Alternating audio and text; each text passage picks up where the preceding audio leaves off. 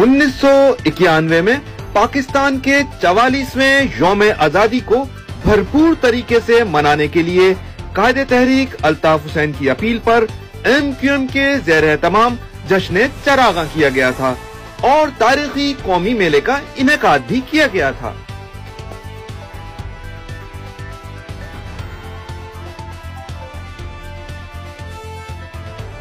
इस तारीखी कौमी मेले की फिल्म 4 हिस्सों पर मुश्तमिल है।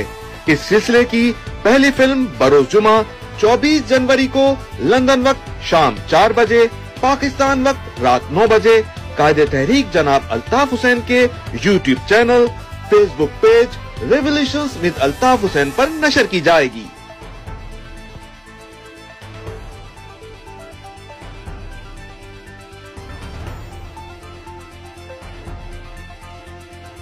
इस तारीखी फिल्म को खुद भी देखिए और इस पैगाम को ज्यादा से ज्यादा फैलाइए। शुक्रिया।